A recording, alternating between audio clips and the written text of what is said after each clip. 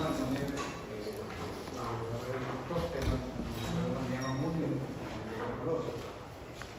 Comentaba eso en el grupo pasado de que la clasificación de los antimicrobianos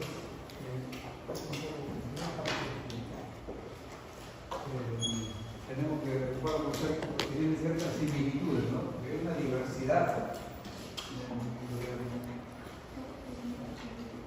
De modo que tenemos en nuestro temario, habla de dos grupos, ¿no? Los antimicrobianos unos basados en el concepto del mecanismo de acción, aquellos antimicrobianos que afectan la pared celular de los bacterias. Todos los que vamos a tratar hoy día tienen ese mecanismo de acción.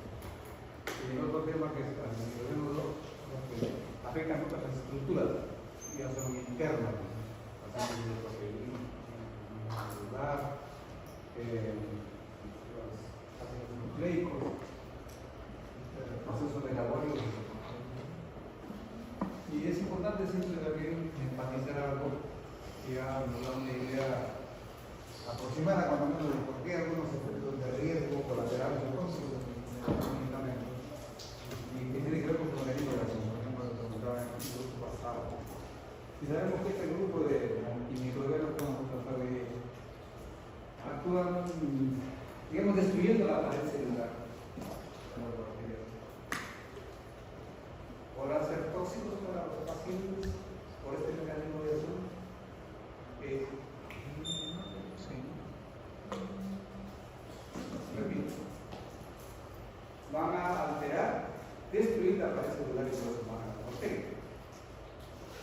Pero por ese mecanismo tendrá una toxicidad en nosotros como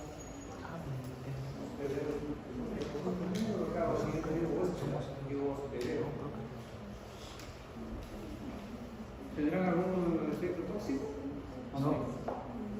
Sí. No. Rodríguez, ¿no creo que lo dicho? ¿Por qué? Sí. Sí.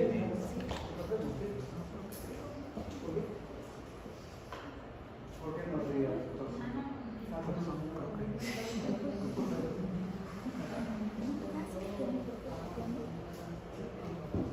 También es posible porque afecta la pared celular, ¿sí? O sea, somos árboles, somos plantas, somos pajas, ¿sí? Somos procariotas.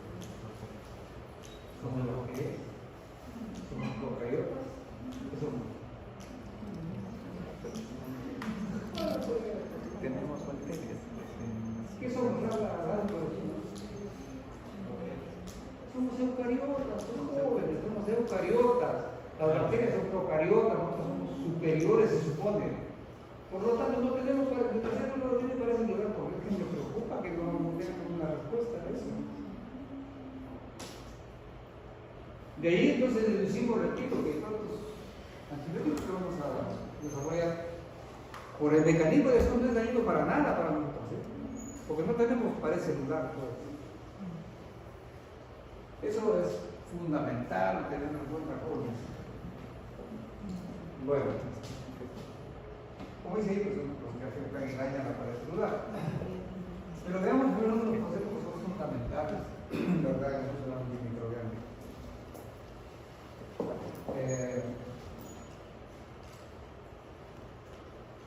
La quimioterapia, digamos, en esencia significa el uso de productos químicos para tratar enfermedades, tratar cosas. Quimioterapia. Y hay dos tipos de quimioterapia que utilizamos nosotros.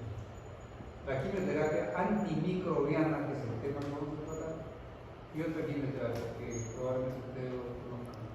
Antineoplasia. Antineoplasia. Entonces tenemos dos tipos de quimioterapia que usamos en medicina. La quimioterapia antineoplásica y la quimioterapia antimicrobiana. Este es el tema de quimioterapia antimicrobiana.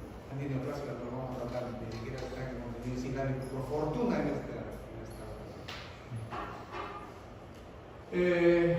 ahora, antibacteriano. Está refiriéndose que como vamos a combatir las infecciones causadas por bacterias. Y por lo tanto, ubiquemos, estos preparados que vamos a comentar solamente son útiles en las infecciones causadas por bacterias. Por lo tanto, ¿sabes qué agente causa el resfrío común? ¿Qué tipo de microorganismo causa el resfrío común? Virus. Exactamente, virus de varios tipos. ¿Y es pertinente entonces usar antibióticos para tratar un resfrío común? No. Eso es elemental, ¿no es cierto? Elemental. Las infecciones respiratorias, que en el 90 y tanto por ciento son causadas por virus, ameritan antibióticos. Entonces, ¿qué demonios están haciendo nuestros colegas médicos tratando procesos respiratorios virales con antibióticos como la amoxicilina, por ejemplo? Si ustedes hacen una encuesta o revisan todas las recetas que salen, especialmente de los servicios pediátricos, donde los niños llegan con sus procesos gripales, con su catarro, con la nariz estornudo, fiebre, obviamente, malestar, quieran tos y todo eso, todo el mundo sale con amoxicilina o amoxicilina más acetocoagulante. Aparte de que salen con antitussígenos, con antihistamínicos para tratar el resfrío común como si fuera una alergia, se cometen brutalidad y media. Hace poco conversamos con unos amigos sobre la formación que reciben ustedes y que hemos recibido todos los médicos de nuestro país, acá como médico general. El médico general debería ser un experto extraordinario en el manejo de la mayor parte de enfermedades que ocurren en nuestro país. Por ahí señalaba ahora una cifra. Bueno, el 80% de las enfermedades en nuestro país son ambulatorias, no necesitan hospitalización. Y por lo tanto, esos pacientes pueden ser manejados por un buen médico general. El 20% son enfermedades hospitalarias y por lo tanto donde van a tener que participar mayormente especialistas. Así que la avidez para ser especialista no está muy justificada en términos cuantitativos, por si acaso. A pesar de que hay algún imbécil que alguna vez dijo, ¿no? El médico general debe ser solamente uno que vaya a hacer triaje. O sea, yo estoy en una oficina de triaje y pregunto, ¿usted paciente llega por aquí tiene tos? Vaya al neumólogo. ¿Usted que tiene arroz de estómago? Vaya al gastroenterólogo. ¿Usted que tiene lunar que me pica? Vaya al dermatólogo. ¿Y tiene su catarro de salud? Vaya al otorrino. Eso es hacer triaje. Es un concepto, pero estúpido que hacer médico. Pero estoy hablando del buen médico general. Del buen médico general, que está formado en todas las bases científicas y terapéuticas y semiológicas de los procesos, repito, comunes que tenemos en un país como nuestro. No estoy con esto subvalorando a los especialistas, por favor, no quisiera que me entiendan así, son valiosísimos, pero en su nivel. Y quieras o no, el especialista tiene lo que se dice la mirada tubular de la salud. O sea, ve de acuerdo al prisma de su especialidad. Tengo un paciente, por ejemplo, al gastroenterólogo, el doctor se requiere con mi arroz de estómago, muy bien, tiene enfermedad ciotéptica, toma tu amoxicilina, toma todo lo que quiera, y bueno, la dieta para acá, pero tengo un arrocito por acá, tiene que ver del traumatólogo. Pero yo también tengo por ahí un problema de un larcito por acá que está medio sospechoso. Tiene que ir al dermatólogo.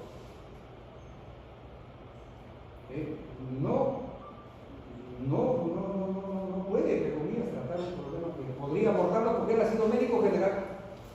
Y si hubiese sido un buen médico general, ¿podría o no tratar ese problema? Claro que sí, pues. Ese es el gran problema que tenemos en nuestro sistema de salud. El buen especialista debe ser primero un buen médico general. Le juro que si es un buen médico general será un excelente especialista.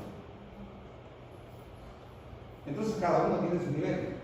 No estoy subvalorando ni dando sobrevaloración a ninguno, simplemente estoy ubicando en su lugar, ¿sí? Muy bien. Entonces, el antibacteriano solamente se debe usar en infecciones bacterianas, incluso no en cualquier infección bacteriana. Por ejemplo, fíjense ustedes, las infecciones diarreicas bacterianas que ocurren en el nivel pediátrico solamente ameritan el uso de antibacterianos cuando la enfermedad tiene compromiso sistémico. O sea, el paciente está pésimamente con fiebre alta, cuadro tóxico, se justifica el uso del antibiótico. Se han hecho estudios, te juro, en los cuales se demuestra que si un niño tiene un proceso diarreico bacteriano, en el que teóricamente se necesitaría antibiótico, se Si recibe antibióticos, su enfermedad se prolonga. De 3 o 5 días que debería durar, dura 7 a 10 días o 15 días. ¿Por qué? Porque el antibiótico, quiere o no, ha matado a la gente que le está causando una infección, pero está barriendo la flora bacteriana. ¿Estamos? Por favor, esas cositas hay que tomar en cuenta, jovencitos. Muy bien. También verán ustedes que hay muchos antibióticos que se usan por vía sistémica, oral, ¿no es cierto?, parenteral, y también por vía tópica, ¿no? Los famosos ungüentitos, los secretitos, las cremitas con antibióticos para curar infecciones de piel, especialmente. O para hacer la asepsia de las heridas. Esto es típico. Ustedes van a ver cuando tengan una emergencia que llega un paciente con una herida tal. Entonces, el mandamiento ahí primero es hacer asepsia. ¿Sí? Y hay que hacerla bien, por favor, hay que hacerla bien. Asepsia. Y la asepsia no solamente significa usar alcohol ionado, agua oxigenada, ¿no es cierto? Sino eliminar todos los detritos. Por favor, la herida debe quedar, como dicen, herida viva. Y a veces por el temor a producir el dolor al paciente lo dejamos ahí, no lo tocamos mucho. No, también se por esa herida, si lo dejan por corriente se va a infectar. Pero si hacemos una asepsia adecuada, no necesitan dar antibiótico al paciente. Así que esa tontera de decir, señora, muy bien, se estudió su herida, vaya usted, pero por si acaso diclofosfamida, tómelo 4 veces al día o 6 veces al día, por tanto días para que no se infecte. Ese maldito para que no se infecte. Es pésimo, es torpeza, es error formativo. No tiene por qué tomar el antibiótico para que no se infecte. Eso es lo que llamamos el uso profiláctico que está abajo. Eso no es profilaxia, eso es torpeza. La profilaxia significa que hay ocasiones en las cuales sí debemos dar un antibiótico para evitar que se infecte. ¿Cuándo? Cuando realmente se ha demostrado que si no se da, va a producir daño. Como es el caso particular de un paciente, por ejemplo, que ha sido apendicectomizado, y al abrir el cirujano encuentra que el apéndice ya se rompió y se ha invadido por contenido defecatorio, porque tiene contenido defecatorio a la cavidad peritoneal. A ese paciente, sí, obligado, se le tiene que dar antibióticos profilácticos, porque eso se ha hecho estudios de que ayuda a la profilaxis. En el resto no sirve para nada. Más bien, como repito, altera la flora y otros efectos colaterales del medicamento. Entonces, por favor, como corolario, nunca usen un antibiótico que se tiene que aplicar por vía sistémica o por vía tópica, porque lo va a sensibilizar. Recuerden, la piel particularmente es muy sensibilizante. O sea, si se aplica un antibiótico en la piel, a la larga ese paciente se va a sensibilizar y si alguna vez lo usa sistémicamente va a tener reacciones de tipo alérgico, por ejemplo, por el uso a veces anafiláctico. Por favor, ¿sí? Nunca usen como alguna gente, especialmente en las zonas periféricas o rurales, tienen una heridita, o a lo mejor ya está infectado, ¿qué hacen? Mueren una cablecita de diclofosfamida, de ampicilina, de amoxicilina, y le aplican ahí en la llaga. Es un riesgo de sensibilización, porque repito, las alergias, especialmente graves como la anafilaxia, que mata a los pacientes, el shock anafiláctico, ocurre porque el paciente se ha sensibilizado previamente. ¿Y cuál ha sido la vía más frecuentemente sensibilizante cuando se aplican por la piel? Los mucosas. Antes había preparado el famoso acetil rojo, no sé si algunos de ustedes lo han recibido del niño, que los padres o las madres le aplicaban volvían el dedo con una gasa, lo mojaban en el acetil rojo y pasa por la garganta ahí, ¿no? Para matar la amigdalina. Sensibilizando. El paciente se quedaba sensible al azúcar, pero el rojo no al azúcar.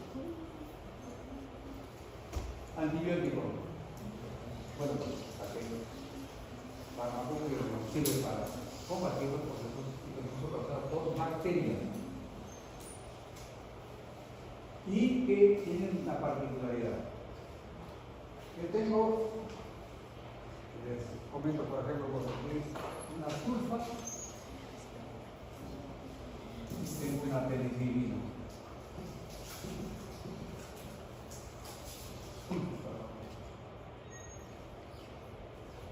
Los dos lo puedo usar para combatir infecciones bacterianas, claro. Pero, ¿cuál creen ustedes que merece el nombre de antibiótico? Propiamente dicho.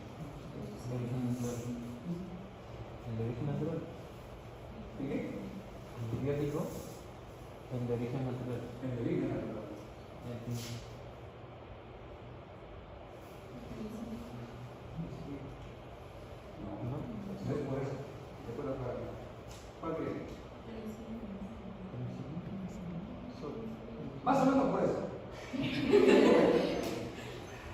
¿Qué pasa?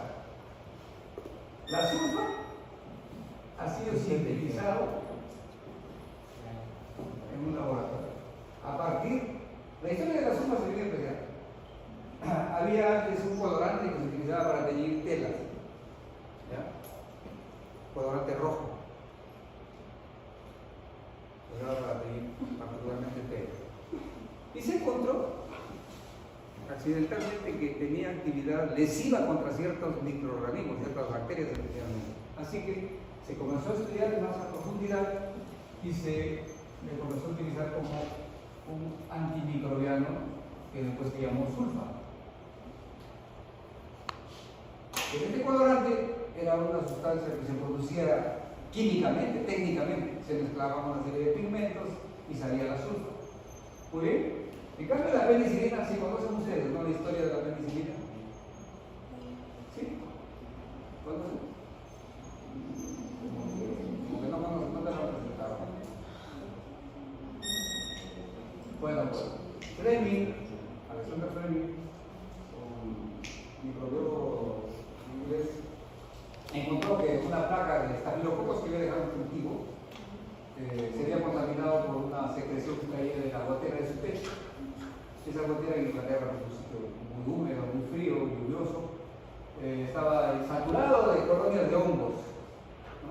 En la sierra, tal vez se encuentra en la sierra de otro país. La madera lluviosa está ahí como mohos. Le había caído una gota en la placa de cultivo y había producido un árbol. Estaba lleno de colonias de estafilococos. Y en el sitio, su placa y él estaba estudiando los estafilococos. Y cuando vio que había dejado destapado su placa de cultivo, encontró que después de dejarlo así cubierto por los colonias de estafilococos, había una parte que estaba, digamos así, sin las colonias de estafilococos. Y se dio cuenta de que justo era donde había caído la gotera. Y él no fue pues como el curioso gusano, que solamente curiosidad para chismosear. El curioso científico se pone a hacerse preguntas, ¿qué ha pasado acá? ¿No? Y comienza a investigar. ¿Qué es la curiosidad? No era de chismoso, la de común. Y se encontró que aquí no había ningún estafilococo y los que estaban aquí en el borde estaban lisados, o sea, desintegrantes. Así que, como lógica, digo, algo tiene este líquido que cae de arriba que destruye a estos elementos.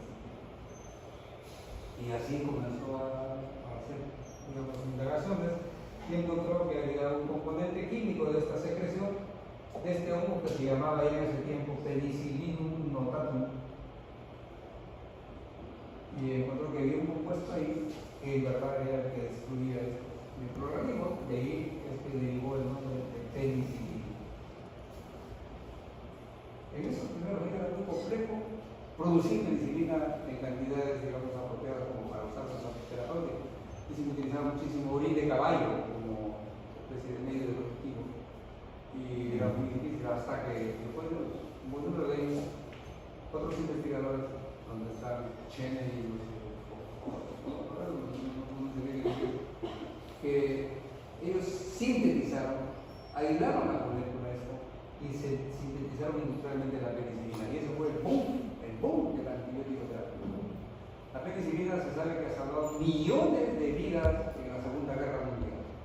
Pacientes que necesariamente debían morir por el famoso pie de trinchera y mi infección por estafilococo salvó de manera extraordinaria con la penicilina. Esa es la historia de la penicilina, el auténtico antibiótico. De ahí ellos, como dice Torres, ¿no? Tiene que ver con eso. Entonces, esto fue, y esto, sintético,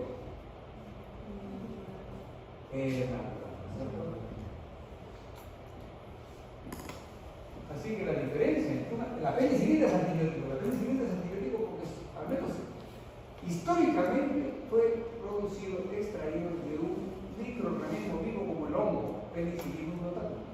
La eritromicina es de otro hongo, también es antibiótico. En cambio, la sulfa es sintético. Así que la sulfa no merece el nombre de antibiótico, ¿sí? Es un quimioterápico antimicrobiano común. La penicilina es quimioterápico a la vez, pero sí es antibiótico, técnicamente, merecido el nombre. Bactericida, ¿qué creen que significa? ¿Quién es el sufijo? Sida con C. ¿Ah? Que mata al microorganismo, ¿cierto? ¿Y bacteriostático?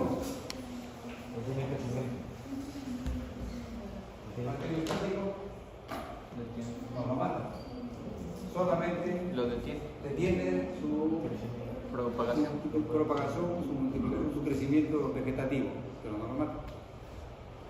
Entonces, como somos muy inteligentes, diríamos, abajo los bacteriostáticos no tienen para nada, así que les vayan a otros sitios. ¿De acuerdo con eso? No. No, no es cierto. ¿Tú usarías bacteriostáticos?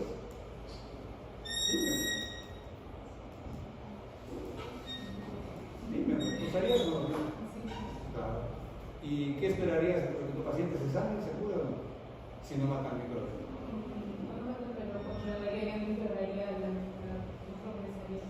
El organismo se defendería, ¿no? Claro que joven. Por favor. Nuestro organismo, jovencitos, tiene los mecanismos de defensa suficientes para curarnos de la, si no de toda la mayor parte de enfermedades. Los antibióticos y los medicamentos en general son accesorios, por Dios, son accesorios. No son imprescindibles. Nuestras defensas son suficientes para combatir la mayor parte de infecciones. Obviamente habrá alguna que es feroz, ¿no es cierto? A lo mejor nos encuentra también con las defensas. Venidas abajo nos puede matar. Pero la regla no es que moramos nosotros por las infecciones, sino que nos recuperemos. Entonces, por favor, este mensaje tómenlo con mucha seriedad. Los medicamentos y los antibióticos no son imprescindibles, salvo situaciones extraordinarias. Nuestras defensas son las principales, digamos, el principal argumento que tiene nuestro organismo para combatir sus enfermedades. Muy bien, ¿qué cosa es espectro antimicrobiano? ¿Tienen alguna idea? Espectro antimicrobiano. El espectro de la luz, ¿se acuerdan? La luz blanca tiene 7 componentes espectro luminoso. Entonces, ¿qué sería espectro acá? La capacidad que va a combatir con cualquier tipo de. No, pues claro. No tanto de cualquier, ¿Hasta dónde va a llegar? ¿Cuál es su capacidad? Espectro se refiere a la diversidad de gérmenes, de tipos de gérmenes que puede afectar este preparado. Entonces habrá a lo mejor algún antimicrobiano que solamente combate a un tipo de bacteria. ¿Sí? Pues, por ejemplo, la penicilina es casi solamente para estreptococo y estafilococo. Se llama de espectro reducido.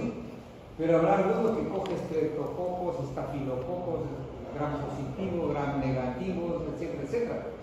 Esos son de amplio espectro. Espectro entonces es la diversidad de tipos de microorganismos que son afectados por el antibiótico o antimicrobiano.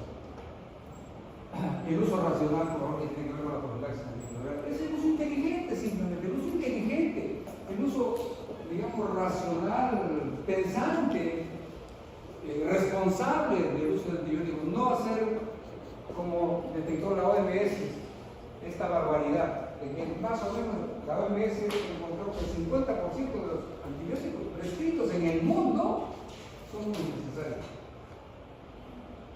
Y no solamente son innecesarios, están originando un costo, sino fundamentalmente son los principales responsables de qué? De un fenómeno que es brutal. La resistencia. Hace 3 años, se dio el caso ya, el único, el primero en el mundo, escúchenme bien, de una infección causada por Escherichia coli resistente a todos los antibióticos habidos y por haber. Incluso la CDS, que es una institución de Atlanta, Estados Unidos, que investiga medicamentos de modo muy actualizado, alcanzó el Reino Unido fue este caso, muestras de antibióticos que todavía estaban en investigación y tampoco, ninguno era activo contra ese Escherichia coli. Podríamos decir que por milagro esta infección fue controlada. El paciente sobrevivió y no se diseminó más. Pero llegamos a lo que se temía, bueno, se temía que algún día ya los antibióticos no iban a servir para nada. En algunos casos, y ya ocurrió eso. Es una situación crítica y les juro que en la mayor parte de casos es por eso. Porque se usan, yo diría, estúpidamente los antibióticos.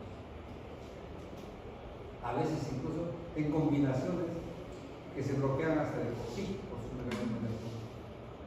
¿Y saben qué traduce eso? ¿Qué traduce?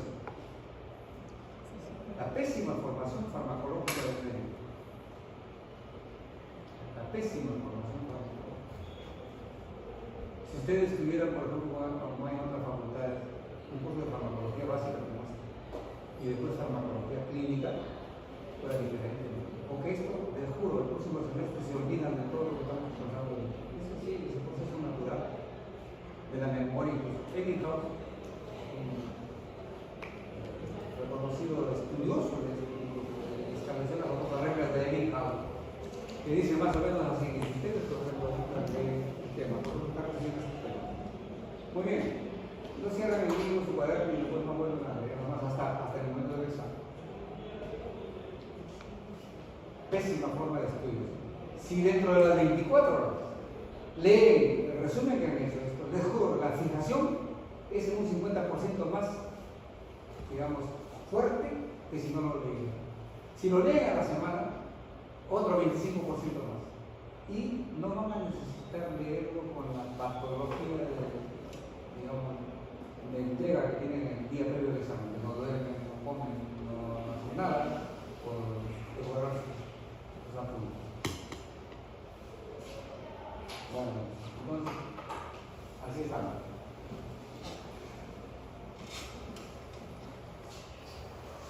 Ahí está la clasificación de los antimicrobianos por su mecanismo de acción. Entonces, lo que actúan sobre paredes celulares, que es el tema de ahora, los que toman nivel de membrana celular, que conocemos es un antimicótico. Este sí, porque destruye la membrana celular de los hongos, también nos puede afectar la membrana celular que nuestras células tienen.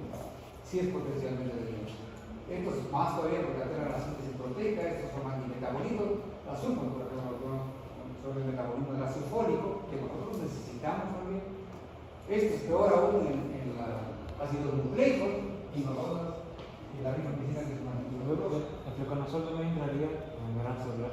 El fluconazol también entraría. ¿De qué? Fluconazol. Claro, son del mismo tipo de antimicóticos, ¿no es cierto? Tienen sus efectos tóxicos potenciales. Ahora, los beta-lactámicos, que es nuestro tema específico, incluyen a estos grupos de antibacterianos. La penicilina, la cefalopurina, que se usan mucho. Estos son ya de uso prácticamente especializados acá, bacterianos, monolactámicos. El grupo péptidos, que algunos textos lo consideran beta-lactámico y algunos no. Por eso lo hemos conseguido impulsivo. El mecanismo de acción. Como hemos visto, obviamente su forma de actuar es inhibiendo la síntesis, pues destruyendo la pared celular mediante la inhibición de los péptidos glucanos. Pero en la mayor parte del texto no incluyen este mecanismo adicional que también induce la generación de autolisinas. La propia bacteria produce enzimas que se autodestruyen. Su membrana celular. Así que ¿cómo le llamas este término que muchos están en las guías en práctica? La diana, ¿no?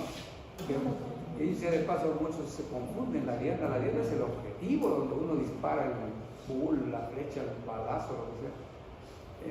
No es el grupo de fármacos, pero uno práctica que se da con el grupo de diana, con tal grupo de fármacos. No, es así. La diana es dónde va a actuar el medicamento. Entonces aquí es la pared celular, mediante la función de la pared celular por la inhibición de la síntesis de peptidoglucano y la generación de autolisina. Entonces son dos mecanismos de acción sobre la pared celular. Ahí está la penicilina. La penicilina es en verdad un espectro reducido. Estreptococos, algunos neumococos y estos de acá, con menor intensidad. Pero sí destacamos ahí a la mayoría de anaerobios. A propósito, los anaerobios son agentes muy peligrosos cuando los infecciones son infecciones generalmente severas, cuando a un nivel sistémico, y hay muy pocos antibióticos. Esta acción de la penicilina sobre los anaerobios casi como que fue al inicio, porque después hay una gran cantidad de resistencia, pero hay poquísimos nomás antibióticos como el cloraphenicol, el metronidazol, la clindamicina, que sí son muy activos y pueden ser salvavidas, porque repito, son potencialmente mortales las infecciones por anaerobios. En anaerobios tenemos en varias estructuras que están prácticamente a la vacancia, ¿no? La flora bucal y en la vida anaerobia. Por eso las mordeduras por seres humanos son potencialmente graves, ¿eh? Así que las mordiditas por ahí se acostumbran a que tengan lo que puede descuidarse. ¿Sí? Bueno, entonces, anaerobios son muchísimos, por ejemplo, de tracto intestinal, especialmente en los extremos, boca y ano, hay bastante anaerobio. En la flora vulvovaginal hay cantidad de anaerobios, por ejemplo, los abortos sépticos, los anaerobios son mortales en el parque. Bueno, y el treponema pálido. Todavía, por suerte, la sífilis tiene como tratamiento de elección la penicilina en su forma benzatínica que vamos a comentar después. Todavía sigue siendo muy activo, por suerte, con dosis únicas a la vez. Bueno, como poco a poco con el tiempo, especialmente, repito, por el mal uso de los antibióticos, la penicilina se ha vuelto casi inútil porque ya todos los microorganismos son resistentes. Entonces se hizo lo posible por producir penicilina que sean resistentes a la penicilinasa para defenderse de la resistencia. Y surgieron estos, donde el más común, el más popular es la nitroxazolina. La penicilina se usa por ella para integrar y es el patrón de los antibióticos que se usan para la resistencia a estafilococo. Entonces, por eso dice, tenemos un antibiótico tal que es muy útil para los estafilococos meticinidasa resistentes, o sea, son superiores a la penicilina, y los otros no. Muy bien, entonces estos son los usados en esas condiciones. Luego se trató de ampliar el espectro de las penicilinas que, como repito, tienen espectro reducido. Entonces, especialmente por los gérmenes gram negativos, que originalmente no los combaten, se sintetizaron la ampicilina, la amoxicilina, que ya cubría gram negativos, y se usaron extraordinariamente bien. Yo siempre refiero a esto. Yo tengo mi libro en que estudié medicina interna, Harrison, la edición moderna, que es fea, es pésimo papel.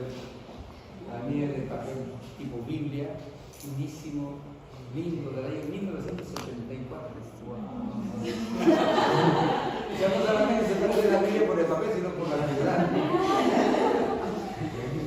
Y ahí les juro, me pongo a revisar y veo infecciones de piel y tejido blando, antibiótico de elección, infecciones respiratorias, antibiótico de elección, ampicilina. Infecciones urinarias, antibiótico de elección, ampicilina. Infecciones de óseo, por ejemplo, geomelitis, meningitis, penicilina. Era una maravilla la penicilina. Ahora no sirve para nada de eso que les estoy comentando. No sirve para nada la ampicilina. La única forma como se emplea ampicilina es cuando está unido a un inhibidor de beta-lactamasa, y ya lo voy a comentar. Bueno, entonces se produjeron esto. La única que tiene actividad ahorita vigente es la amoxicilina en verdad. Y más aún todavía cuando está unida al ácido clavulánico, porque solita ya también hay mucha resistencia. Hay un germen muy miserable de la pseudomonas, es tremendamente agresiva y particularmente vive mucho en los hospitales y causando digestión intrahospitalaria y mata a la gran mayoría de pacientes con pseudomonas. Entonces por ahí se produjeron algunas penicilinas que eran activas contra la pseudomonas. Ahí están las carboxipenicilinas, como la carboxicilina que hemos usado, y la ureína penicilina como la arrocilina, que fueron los prototipos. Pero últimamente ya no son mucho porque son superados por especialmente cefalosporina, como vamos a ver. Entonces, miren cómo se ha ido elaborando estrategias para ir dándole más espectro o ser más activos en caso o más infección. Y hay algunos que solucionaron problemas prácticos. Les comentaba en el grupo anterior, por ejemplo, de las infecciones originales, en las cuales se llama penicilina. Por ejemplo, la penicilina es sódica, que fue la primerita penicilina que usamos solamente era para la porque por vía oral no se activa, el ácido gástrico lo destruye. Por eso se produjo la penicilina B o V, que le llaman ahora. Sí se utiliza activo por vía oral, pero es menos potente que la sódica. Pero entonces, cuando se trataba de una infección, por ejemplo, especialmente un poquito severa, tenía que administrarse, escúchenme bien, 4 a 6 dosis al día por vía intramuscular, porque en esos primeros años no había ni siquiera la menoclisis, todo era por vía intramuscular, y como la mayor parte cree que la vía intramuscular es intranalgal, a nadie tiene en la cabeza más que la vía intramuscular tiene que tener en la nalga. ¿Cómo está? ¿Qué músculo, por favor? Muslos, hombros, pantorrilla, simplemente decir la ubicación de los vasos sanguíneos para presionarlos, tener las raíces importantes. Pero todo el mundo es nalga. ¿Se imaginan un paciente que tenga que recibir 6 inyecciones al día por 10 días? 60 inyecciones. Preferible que lo maten en enfermedad, ¿no? Brutal. Entonces, ¿qué se hizo? Se trató de modificar la molécula de la penicilina para que se pueda administrar más espaciadamente. Y ahí surgieron la penicilina procaínica y la penicilina. La procaína es un anestésico local. ¿Han hecho clase de anestesia? Sí, pero no menciona la procaína. Locales. ¿No han hecho? Sí, pero no menciona la procaína. Anestésicos, inhalatorios, más que nada. Bueno.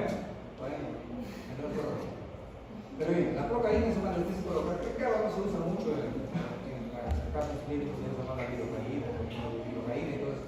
Pero bueno, la procaína es un anestésico local que tiene una particularidad, miren. Se combina con la penicilina G sódica y se forman unos enlaces que retardan mucho en disolverse. Y por lo tanto, la penicilina queda, por decirles así, un poco atrapada en la procaína y se va liberando gradualmente. De modo que si le coloca un inyectable, se queda depositado ahí la penicilina pegada a la procaína y va liberándose poquito a poco, entonces va durando más tiempo. De modo que se puede usar cada 24 horas. Un tremendo ahorro de sacrificio y de dolor, ¿no es cierto? Porque ya se coloca una sola vez al día. En lugar de las 60 inyecciones, solamente 10.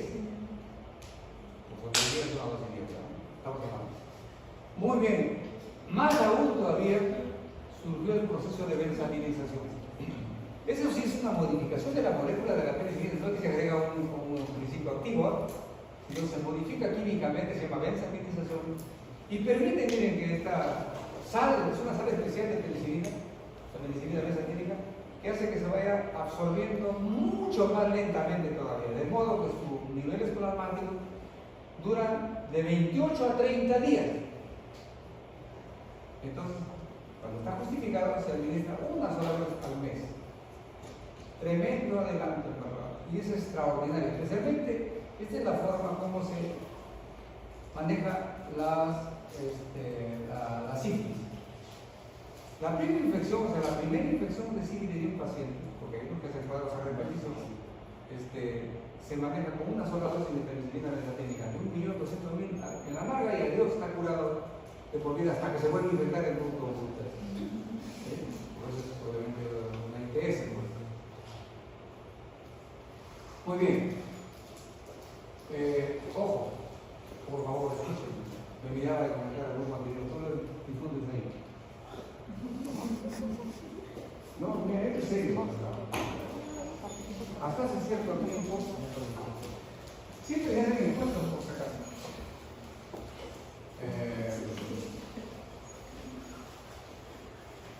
¿Cuáles son los medicamentos más usados? Es una encuesta de todos los médicos del país. Dicen ahí, este año, por ejemplo, se ha usado el medicamento tal la mayor intensidad en el mundo, los médicos del Perú. ¿Cuál fue el medicamento más usado por varios años, hasta hace poco? Un medicamento que se llama, es el nombre comercial, Avebroncol, o su variante Avefortimicina.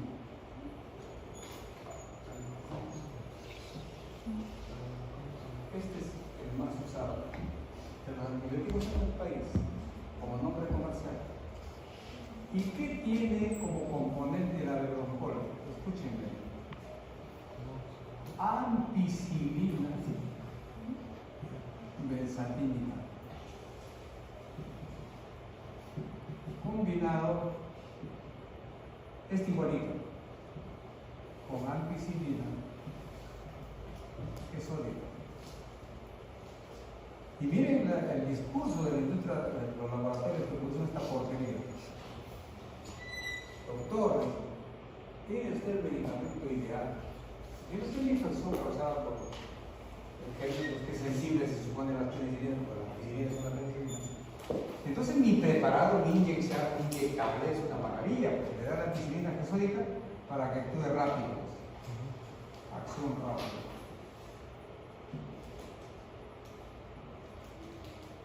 Pero también, doctorazo, tiene ampicilina benzatínica para acción prolongada.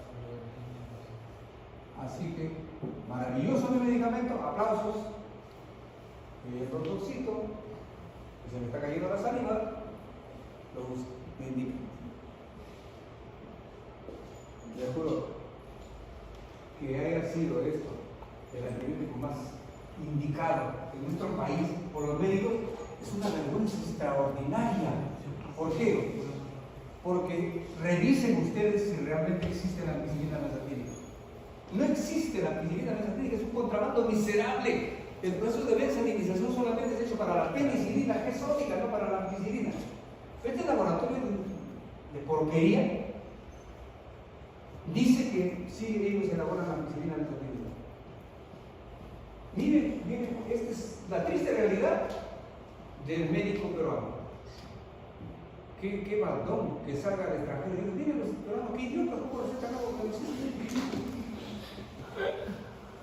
es una vergüenza, pero francamente suprema. Así es nuestro país. Estoy seguro que ustedes no van a ir a engrosar esa peara de médicos que hay. Entonces la benzatinización, hablando correctamente de la penicilina benzatínica, tiene esa ventaja extraordinaria que permite que el antibiótico actúe hasta por un mes con éxito. Si sirve muchísimo, como repito, como tratamiento único de la sífilis o para la prevención, la profilaxis de la fiebre reumática, que es una complicación de la infección de faringe ligada por el enterococo benzatínico. Aquí está la fiebre reumática, la complicación grave de la enfermedad. Propiedades farmacológicas. Detalles como estos. Aquí me interesa remarcar lo siguiente. Los alimentos interfieren con la función de todas las penicilinas, excepto la amoxicilina. Así que ese discurso que hay por ahí, especialmente de los hogares, digamos, periféricos, donde dicen, no, me recetaba antibiótico, por favor, tómalo con leche, tómalo con alimento para que no te mate los glóbulos rojos, para que no te debilite, para que no te produzca anemia, no sé qué tontería. Es una torpeza tremenda, ¿sí? Se interfiere en la función de la antibiótica y la selección eficaz.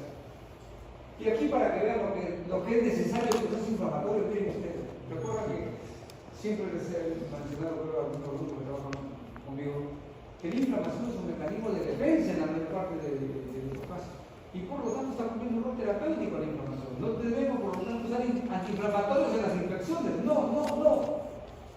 Te hablan de infecciones bacterianas, porque las infecciones tipo coronavirus, ahí sí pues era imprescindible usar antiinflamatorios como los corticoides, porque hay inflamación y ya no cumple un rol terapéutico, sino que es el principal agravante.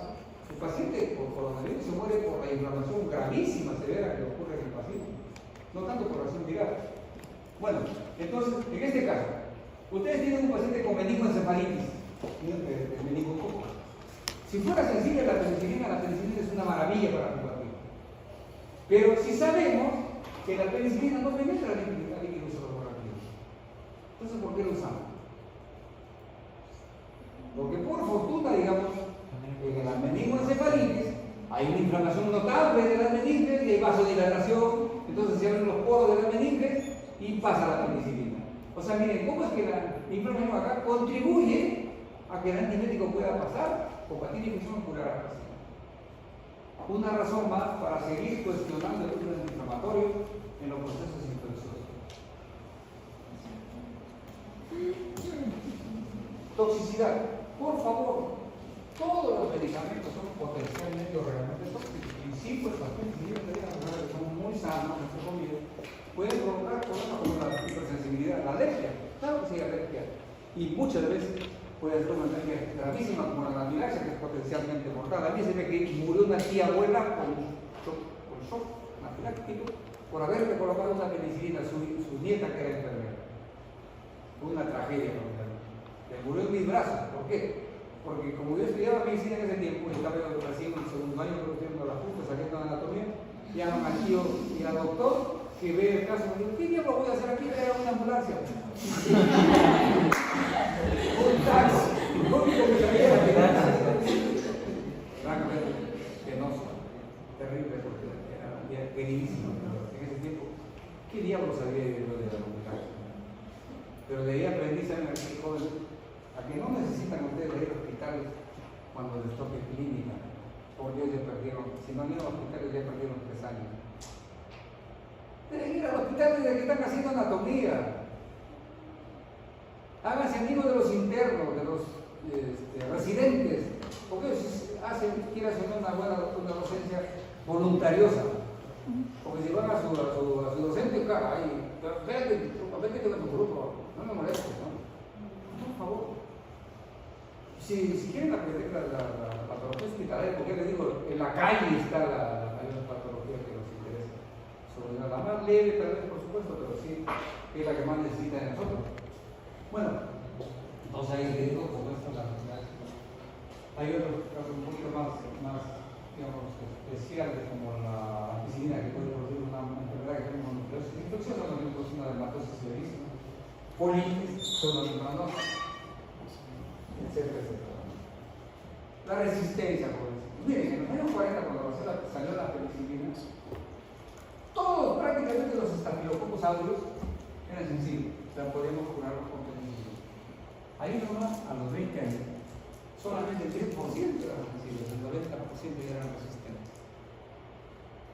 Y así estamos. Y estamos hablando de extrahospitalaria, porque intrahospitalaria debe ser el 100%. Intrahospitalaria debe ser el 100%. Y eso va galopante hasta lo que ya llegó hace, como digo, 3 años. Y hay casos de resistencia absoluta a todos los antibióticos habidos en situación. Ahora, la resistencia es fundamentalmente enzimática, adaptada a uso de la lactamasa, que ahora desarrollar 3 seminarios y medio de resistencia, ¿no es cierto? ¿Sí? Nada, revisar el sílabo. Claro, pero tengo que revisar si el sílabo no corresponde a lo que estamos haciendo. Bueno, ¿qué hacemos para combatir la resistencia? Cambios moleculares se han hecho, ¿no es cierto? Por ejemplo, para que la penicilina o alguna de ellas puedan ser activos contra la pseudomonas, se les hecho un cambio molecular que se llama ureopenicilina. Hacemos la purina de tercera generación, también han sufrido cambios estructurales para poder ser activos contra las pruebas resistentes. También se han producido los inhibidores de beta-lactamasa. Aquí tengo, estos son bastante conocidos, el sulbactam, el ácido clavulánico, el tazobactam, el albimactam, etc. Estos productos, al menos el ácido clavulánico y el sulbactam, surgieron también como antibióticos. Tiene su actividad antibacteriana propia, pero muy pobre, muy pobre. Pero por fortuna lo que estaban investigando se encontraron que cuando se asociaban a otros como la amoxicilina, la ampicilina, mejoraban su eficacia. ¿Por qué? Porque descubrieron que tenía actividad anti-beta-lactamasa. La beta-lactamasa lo produce la bacteria para destruir el antibiótico, inactivarlo. Así que el ácido clavulánico destruye al destructor y le permite actuar al antibiótico. Así. Entonces, ahora prácticamente ya no se consigue usar la amoxicilina sola, sino unido al ácido clorhidrato. La ampicilina peor, si no está con el sulbactam no trabaja para nada.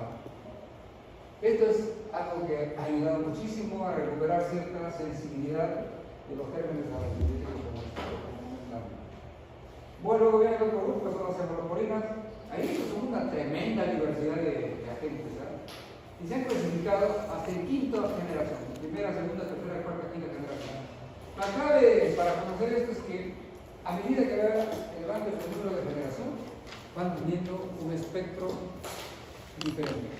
Los de primera generación son prácticamente activos solo para gram positivo, muy poquísimo o casi nada sobre gram negativo. Gram positivo es streptococo, estafilococo y gérmenes que generalmente infectan la piel y tejido blando. ¿Ya? Gram negativo generalmente están en las infecciones gastrointestinales, urinarias y ginecológicas. Entonces, estos de primera generación son muy activos contra gram positivos y casi nada sobre el gram negativo. Aquí, tal vez el más destacado es la cefazolina, pues al inicio podría parecer, pero este es bastante popular, la cefalexina. Son bastante comercializados y usados. Casi tienen la misma actividad, el mismo espectro que las penicilinas. La de segunda generación, miren cómo va mirando, ya comienzan a tener mayor actividad sobre gram negativo. No dejan de tener actividad sobre gram positivo, pero tienen mayor actividad sobre gram negativo que las propias de primera generación. Ahí destaca la cefoxitima, que tiene particularmente mucha utilidad todavía en las situaciones por gonococo, que es uno de los agentes de la EPI. La EPI es una enfermedad muy seria que afecta a la mujer. Es una infección de los tejidos pélvicos internos, útero, trompa de falopio, la cavidad pélvica, que produce gravísimas, en verdad, disfunciones, incluso infertilidad. Y ahí se usa bastante la cefoxitima. Y los demás, ¿no es cierto? Estos de acá que son una diversidad, con esos detalles que están anotados ahí, que se llama la ciencia. Tercera generación, más todavía actividad sobre gram negativo. Alta actividad, o sea, las infecciones gastrointestinales, las infecciones por la vía urinaria, son muy sensibles de la tercera generación. Y aquí destaca la ceftaxona. La cefotaxima es bastante útil, también se maneja más a nivel hospitalario. La ceftaxona tiene un detalle por acá.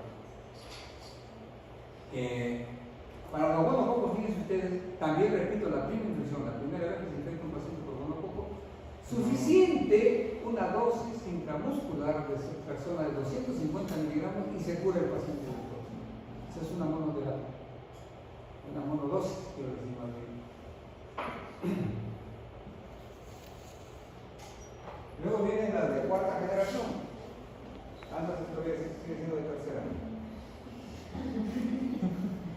Ya. Cuarta generación. Ahí tenemos ceftiromes, cefepime y cefalopropano. Ahí viene. Igual que cefotaxima sobre gram positivo, recupera ya su. Este ya recuperó también, aparte de que son muy activos sobre gram negativo, comienzan a recuperar sobre gram positivo que se quedaron abajo primero hasta la segunda, tercera generación. ¿Cierto? Y tienen una actividad de pseudomonas más que las penicilinas como la que se habían modificado para que sean activos contra la pseudomonas. Y son más resistentes a la beta-lactamasa. Estos son utilísimos. En verdad son antibióticos salvavidas. Y a propósito de eso, tenemos que llamar un concepto que no quisiera dejar pasar por alto, que es lo que se llama antibiótico de reserva. Este concepto es importante tomarlo en cuenta. Antibiótico de reserva. Se planteó como una especie de urgencia, de llamada de atención para todos los médicos del mundo, de que por Dios no desperdicien los antibióticos, no los manoseen, no los prostituyan, no los malogren, por favor. Úsenlos cuando son necesarios, cuando son imprescindibles, porque si no son así, llegan a perderse. Estos fármacos son salvavidas. Y cuando llega a hacer resistencia, ¿qué tenemos a la mano? Es casi culposísimo esto. Y se dijo, por ejemplo, cuando salió la ceftriaxona fue el primer antibiótico que se proclamó como antibiótico de reserva.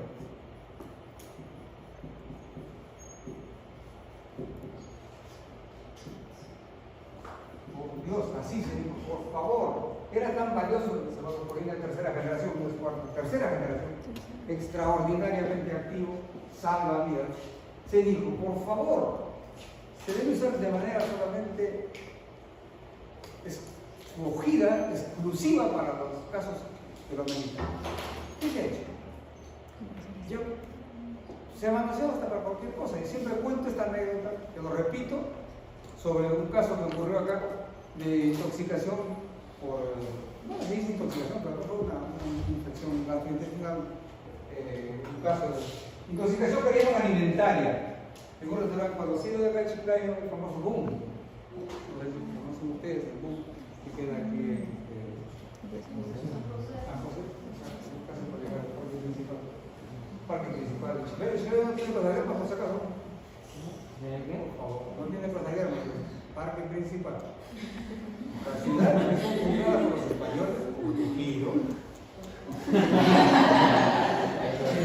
Esa tiene Plaza Guerra, Trujillo, Plaza Marga. Lambayeque, que Ferrollano es ciudad fundada por los españoles. La Chiclayo no tiene una chacra.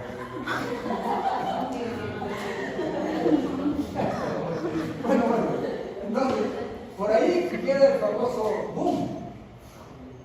Y hubo una intoxicación masiva de cantidad de gente por salmonela.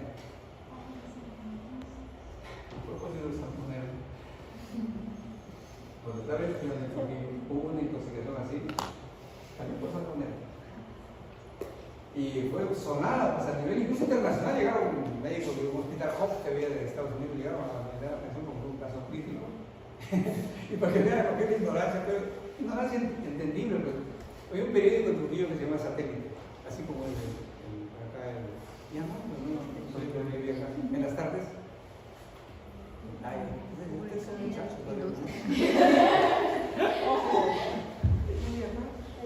En la tarde.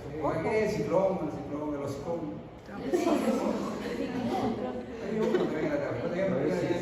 Pero bueno, ¿saben qué? El titular fue extraordinario, porque se hizo pues, el análisis microbiológico de la comida que habían infectado. Entonces habían encontrado que era salmonela. Pero ¿cómo la habían encontrado? Porque habían comido preparado de base de pescado. Pero infectado con salmonela, ceviche y todas esas cosas.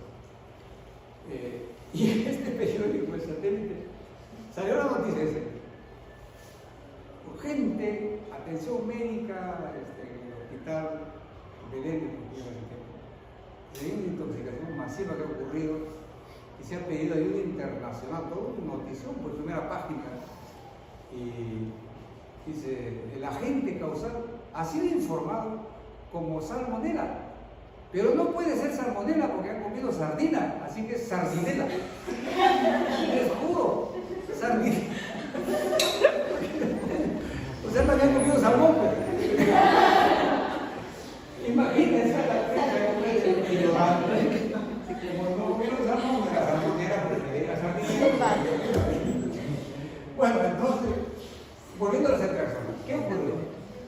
Esos pacientes podrían haber sido tratados con tetraciclina, con una sulfaconidad, y hubieran solucionado el problema. Pero fueron internados en una clínica acá. Todo el tiempo, no sé por qué, fueron a parar a la clínica Max Salud en ese tiempo que estaba en la UFRO, que ahora ya está muriendo, acabando de morir. Y se internaron todititos, toditito el mundo recibió venoclisis con ceftriaxona masivamente. ¿Y por qué? Porque ellos tenían las ceftriaxonas en su farmacia y era carísimo en ese tiempo.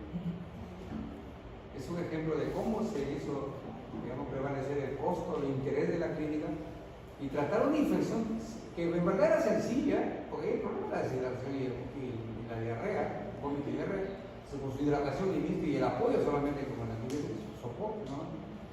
Pero se prefirió usar ese, fue un escándalo, a nivel médico fue un escándalo, ¿cómo es que se trató esto con este antibiótico de reserva?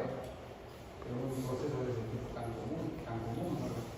Bueno, entonces por Dios, no olvidemos ese concepto tan importante que nos lleva a ser cuidadosos, extremistas, siquiera de no usar un antibiótico tan valioso que en algún momento puede salvar una vida, que se pierda por un uso irracional. Quinta generación, este es lo último que se ha llegado a producir la tarolina, excepto lozano, con tazobactam, que es un inhibidor de beta-lactamasa, excepto biprol.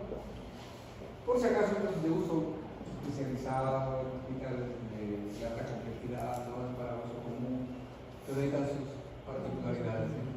Antisteroidormona, por ejemplo, en este caso, muy activo. Salvavidas, todos estos salvavidas. Y por fortuna no se expende al público, porque si se expendiera al público ya hubiera médicos recetando de dieta siniestra por ahí. Efectos indeseables, la hipersensibilidad también. Y cruzada con los beta-lactámicos, ojo, un paciente que es alérgico a la penicilina muy posiblemente también va a ser alérgico a las cefalosporinas. Son alergias cruzadas. Sensibilidad y alteraciones de la ecología bacteriana. Eso no acaba de barre con las horas, coge todas las bacterias que hay, todas las bacterias. Tocarbapenem, ahí está el imipenem, meropenem y el alcapenem, que son, como ven ustedes, muy especializadas, amplio espectro y altísima potencia, son de uso hospitalario, generalmente en UCIs. ¿Sí? No se usan comúnmente y por fortuna tampoco se expenden en las farmacias periféricas, salvo recetas muy escogidas para que no sean manoseados. El espectro viene ustedes es amplísimo. Hay otros gran positivos. Hay incluso el estafilococo, que no es sensible a casi ningún antibiótico, sí responde a estos antibióticos.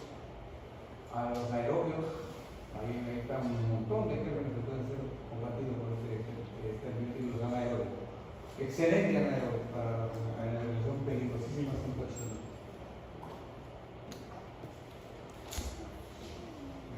Monobactam, Lastronam, también es un antibacteriano especializado que se usa como monitoreo y con aplicación por volutrosa. No es la inyección común que se coloca en la vena, no se coloca un aparatito ahí que contiene el antibiótico y se va a la fila de los boteos. Entonces, los glucopéptidos que son, ahí destacamos la vancomicina. Este antibiótico, en verdad, es salvavidas en las infecciones por estafilococo. En verdad, se considera el patrón de los antibióticos contra los estafilococos resistentes a los demás antibióticos, la vancomicina. También es potencialmente tóxico, pero se usa también como monitoreo. Así como besitos, entonces. Terminamos ya creo el tema, pero voy a enviar la llegada para que compartan con ustedes, algún comentario, alguna pregunta, alguna crítica.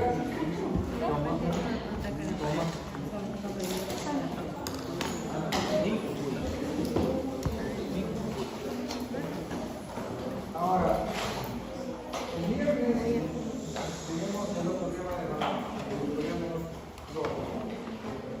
y supuestamente